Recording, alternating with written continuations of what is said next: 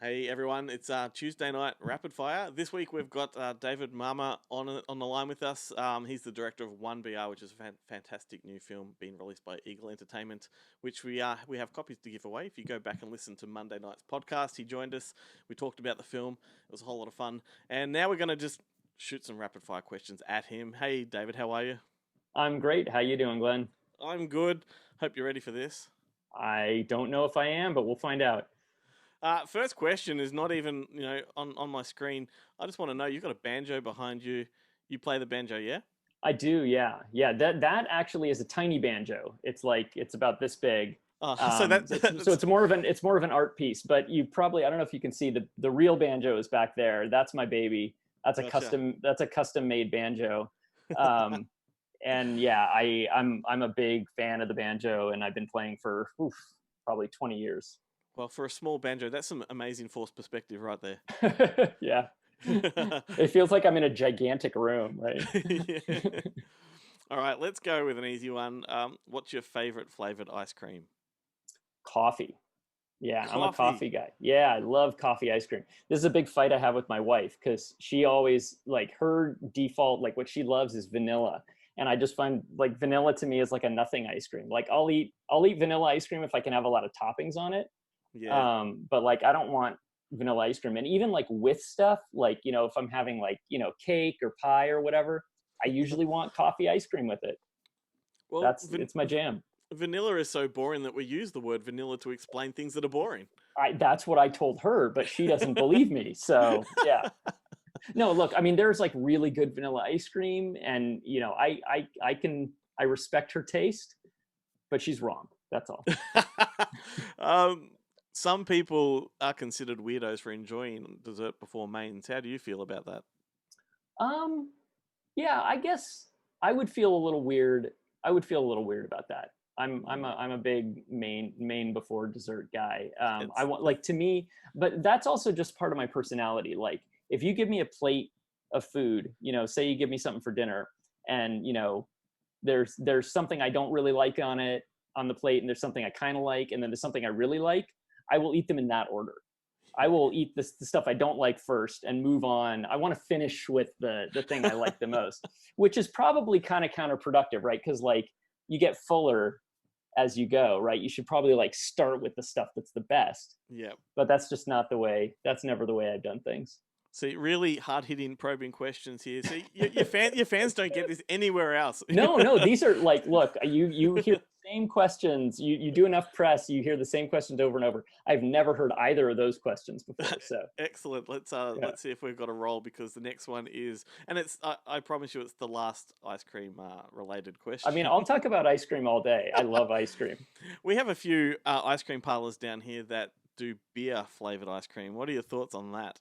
I would eat that. I think I've had hops ice cream once, and I really dug it. Like, yeah, I like weird stuff in ice cream. Like, I remember when I was a kid, the first time I had ice cream, the first time I kind of realized there could be other flavors in ice cream other than, just sort of the big three or whatever. Hmm. Was I went to a Japanese restaurant with my parents. I was always a big fan of Japanese food, and for dessert they had green tea ice cream, and I Yeah. was like, oh, this is great. And yeah, I mean, my wife is a big ice cream maker, and we have a couple of books of recipes, and we've done like strawberry balsamic, and like all, just like you can experiment, and you can make almost anything work. I think we did a sweet corn once that had like fresh corn in it. Really good. Well, I can promise people that I did not know that you were an ice cream maker or that your wife was. So I'm asking the right questions already. Absolutely. I mean, like I said, we could talk ice cream this could be ice cream talk. I'm fine with that. I wish I'd prepared more ice cream questions. But I'm wondering now what your favorite childhood movie was.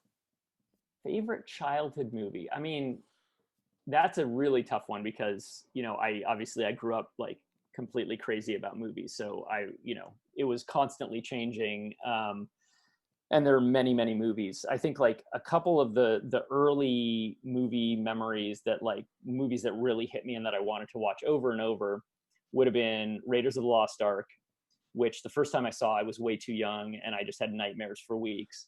And then, just like 2 or 3 years later, I was suddenly old enough and I watched it again and I was like, this is the greatest thing I've ever seen. And then the other one, the one that like I got fixated on and watched, I probably watched it 20 times when I was a kid, was Back to the Future. Yep. Like I just remember being so amazed. And it's, you know, it's like you look back at it now and it's like, yeah, it's like cleverly written, but like at that time, the idea of like how all the things kind of fit together was so like mind blowing to me, you know, that like at the beginning it's Twin Pines Mall. And then when he goes back, he mows over one of the pines. And then when you come back, it's Lone Pine Mall. Like things Yeah. like that, just I thought were like the most amazing things I'd ever seen. It was like discovering Easter eggs for the first time, all that kind of Yeah, stuff. yeah. I have a poster of Back to the Future behind my desk. It's Oh, nice. I'm on board with that one. Can you remember the first horror movie you saw as a kid? Yeah, that also sort of depends on how you define horror. I mean, like the first movie that scared the shit out of me was Raiders of the Lost Ark. The face melt? Yeah, exactly. Yeah. And well, even like right from the beginning, like there's spiders and the guy gets the spikes through him. And like, it's a scary movie. But then like in terms of like actual horror, that's tough. I don't know. You know, it might have been Jaws. That was like an early one that I saw that scared me a lot. And then I remember like the first horror movie that I really loved was An American Werewolf in London. Yes. Which was like, because I watched that and I was like it was so scary and so like felt so real, and that transformation scene is so incredible, but also like it's really funny and it's super bizarre. There's like that weird Muppet dream sequence in the middle, and then you know Griffin Dunn is like decaying and talking to him, and you know there was just so much in that movie that I'd never seen anything like it before, and that one really sticks out in my head. I reference that one a fair bit. I think the earlier scene on the moors where they first get attacked is one of the most terrifying things ever. Yeah, absolutely. That's a completely horrifying scene. I watched that in a cinema, like at a retrospective screening, and for the sound to sort of bounce off the walls because you can hear the creature circling. Oh, it makes me shiver just thinking about it. Yeah, I've never seen it in the theater, but that would be awesome. I would love to.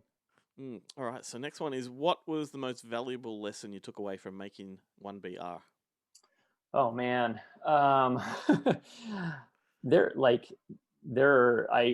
always keep a document actually of lessons from every movie I do, and the document for 1BR is really long.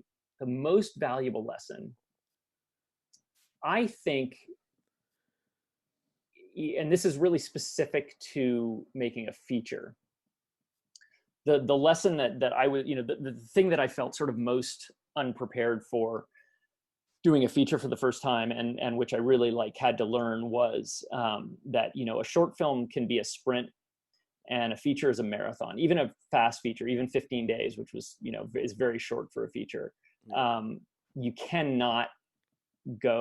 push yourself the way you would on a short. You know, it's just like you're going to burn yourself out and then you're no good to anyone. And you know, there's so many things you have to keep track of. And so it became really important for me to protect my sleep, to make sure I was getting enough sleep, and to kind of find times during the day when I could go off by myself and just be quiet and rest. And you know, that those are things that you feel like you don't have time for when you're on a feature set, but I think it was really important to do that, and just to like keep myself in the right headspace, because you know the one thing, I think I can't remember who said this, but basically like a director is a question answering machine. Like that's all you do all day on the set, is like people come up and say like red or blue, and you're just making choices all day, and that's all you have, right, is your taste and your kind of ability to sort of know when somebody shows you those, like think of all of the reasons why one is going to be the right choice and the other is not. So you got to keep yourself, you know, on an even keel. That would have to be the best answer I've had to that question. That just makes complete sense. You know, I know exactly what it's like to burn out when you don't look after yourself. Yeah, absolutely. And it's so easy to do, you know. There's so much time pressure and money pressure. And your focus. You're like, the passion is there, and you just want to keep working. Yeah, I mean, you know, like we had a miserable pre-production. Like it was maybe the worst time in my life. I was so like, I'm a really mellow person. I'm conflict averse. Like I'm not easy to anger. I turned into a monster during pre-production. Like I remember at one point on the phone somebody telling me something that somebody else had done, and I just found myself standing on a sidewalk just screaming fuck him, fuck him, fuck him into a phone. And even in that moment just looking at myself and being like, what have I become? Like, who am I?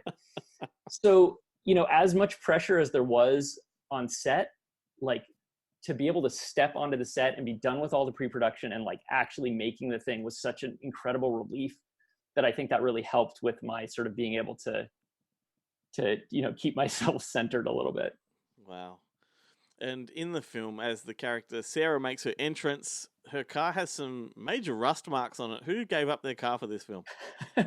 I don't remember who exactly, but it's some crew member. We were looking really specifically for like about a 10-year-old, like a car that would have been really nice and expensive 10 years ago, and wasn't necessarily in the greatest shape. And there was some crew member who had a 10-year-old Lexus, and very kindly let us drive it 20 feet for that shot. And our production design team put the rust on it. And then the funny thing is we got to go back like 9 months later to do a couple days of pickups and reshoots. And that was one of the things we were getting. We needed the car again. And I think that crew member was doing something else and like wasn't on the reshoots. So we had to like go find them and borrow their car to like reshoot that shot. Oh, wow. All right, next one, another random one for you. What was the first album you ever owned? Van Halen, 1984. Oh, wow, cool. Yeah. I remember like, and it was on cassette.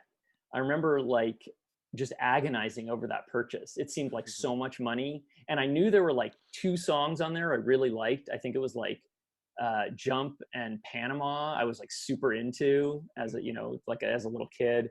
And but I was like, what if I hate all the rest of the songs on this album? Like, do I really want to spend whatever it was, like $8 on this cassette? And I finally like put it down and got the tape, and like it was the best decision I ever made. I loved it. It was so dangerous. It had that little like angel baby with cigarette, and yeah. Well, it's not quite banjos, but have you seen David Lee Roth perform it with ukuleles? Jump? No, I have Yeah. not, but I am gonna do that as soon as we're off the line. YouTube that now. He's on one of the Tonight shows, and it's amazing. That's awesome. I will absolutely do that. Okay, I don't know why, but here's another dessert type of question for you. A dollop of ice cream in fruit salad, yes or no? Oh, wow. I mean, a dollop of ice cream in almost anything, yes. Like, I don't think I've ever had it, but yeah, I mean, if you got the right flavor that goes with the fruit, sure. Like, I'm never going to say no to that. Yeah. Excellent. Fruit salad's a big thing we do down here at Christmas because it's summertime. Ah, yeah. In up here, the sort of tradition is the fruit cake, which Yeah. everybody like rolls their eyes at, because Yep. it's this like preserved loaf. Yeah, fruit salad seems like a better Christmas tradition. In the scorching heat, it definitely Yeah, is. right. Yeah, absolutely. And ice cream would only improve that, I think. Where Have do you- you come? Where do you come down on that? Yeah, I'm not a fan. I don't like that No. that mixture of creaminess in the freshness. Got it. Yeah, but everyone around me seems to do it, and I'm the freak. Gotcha. Have you ever been to Australia? Yes, I in 2009, I spent a couple weeks in and around Sydney with my cousin, just Cool. just sightseeing. Went to Bondi Beach, and we went up to the Blue Mountains, which was amazing. And I think on the way up there was like some dunes that we went Yep. to. Yeah, I loved it. I Cool. want to go. I mean, like, there's so much more Australia to see, obviously. So yeah, I definitely like that's on our list to go back. Awesome. Well, maybe you could make another movie and bring it to Monster Fest and hang out with Yeah, us. I was really bummed that I couldn't go to Monster Fest. So we sent Alok, our producer, and he had such a great time, and I was really sad I missed it. I was at some other festival in Europe. We had to divide and conquer because that was Yep. like the height of our festival season. But yeah, I remember him there. Yeah. Yeah, I would love to bring another movie down there. The next one. Excellent. What is a movie that you love but might be a little bit embarrassing to admit to? Oh, wow, that's tough. A movie that I love but is embarrassing to admit. Um, I mean, I have a real weakness for shitty action movies. Yep. So I'm trying to think if like I can think of like a specific one.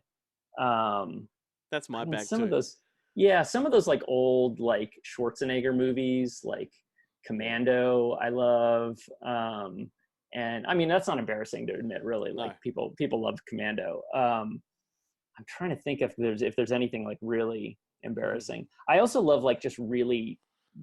I have like a deep love for some really terrible movies. Mm. Actually, this is one that my friend and I we've been kind of gone deep with this lately.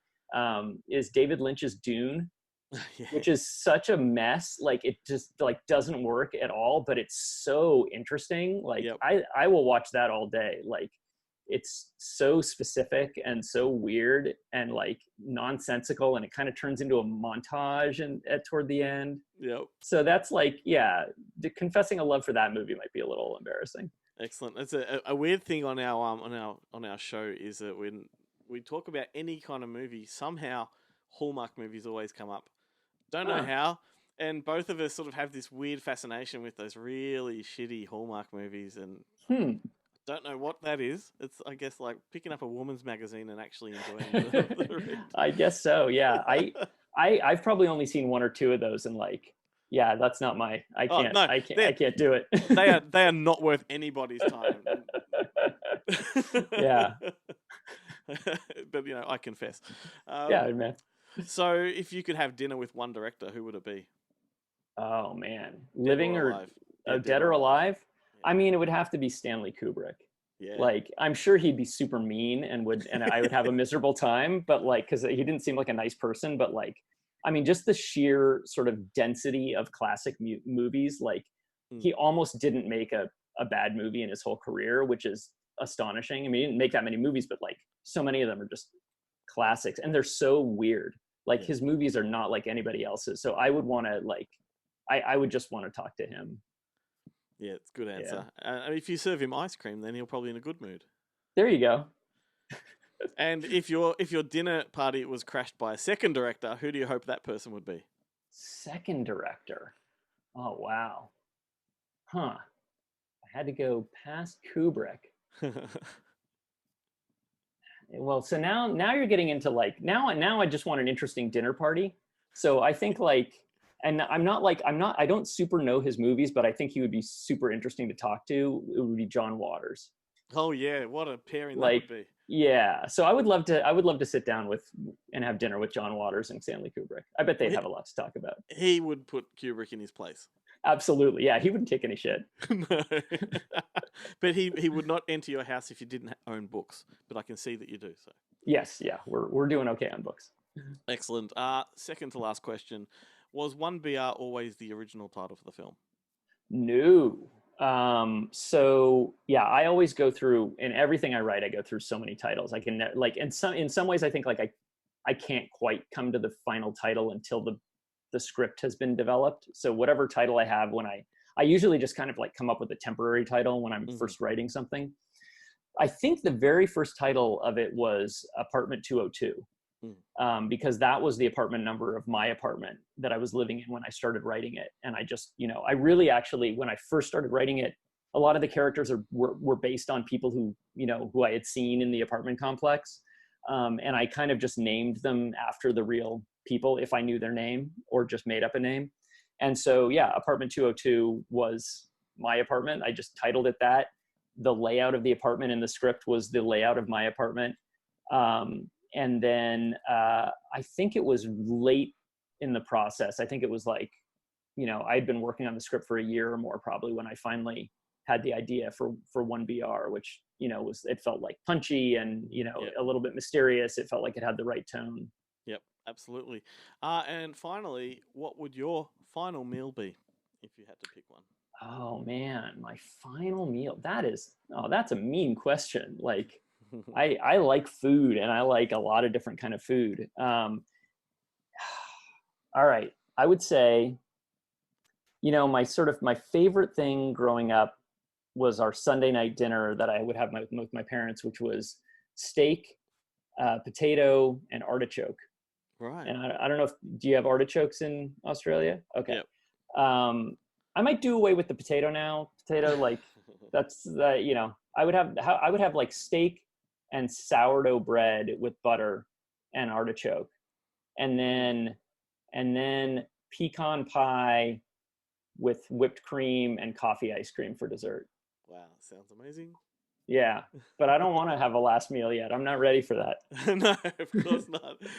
Well, thank you, David, for spending the time to field off my rapid fire questions. Thank you. This is the most fun I've had in an interview in maybe the whole time. This was great. Awesome. Oh, that's a compliment and a half. Thank you very much. For everyone watching, you can hit up 1BR. It's released through Eagle Entertainment on DVD. And I'm pretty sure it's on some streaming platforms as well. So did they call it Apartment 1BR down there? Yes, they did. Yeah, they did indeed. But it's still there. I think the poster treatment's still got that big 1BR on it. Yes. Gotcha. Okay, cool. Yes. So look for it. It's fun. It's thrilling, and it's everything you would want in a low budget thriller / horror film. But anyway, thank you once again, David, for joining us. It's been great having you on the show and on the Rapid Fire. Thank you so much. It was really fun. Appreciate it. Haven't you been getting my calls?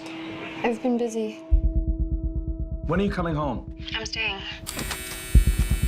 They put that system in a few years ago after a break-in. Don't worry. Neighborhood's a lot safer now. I just moved here. I don't really know anyone. What brought you to LA? Trying to start a new life. Missed one here. Any pets? Nope. You got it. We're neighbors. Hey, listen, we're having a barbecue. You should come. Welcome. We like to make this place feel like a real neighborhood. And we all kind of take care of each other here.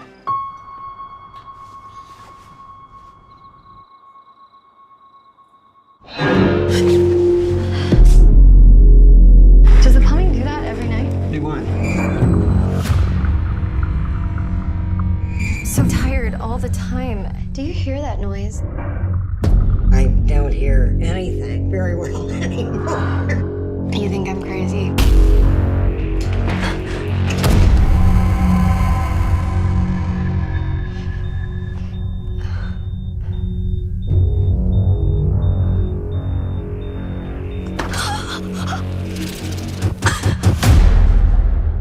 What are you doing?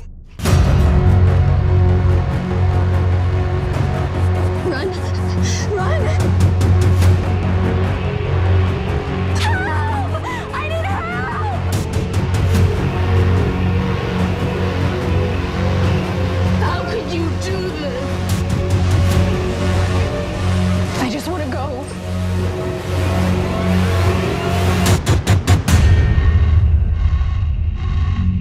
Please. Please, I just want to go home. This is your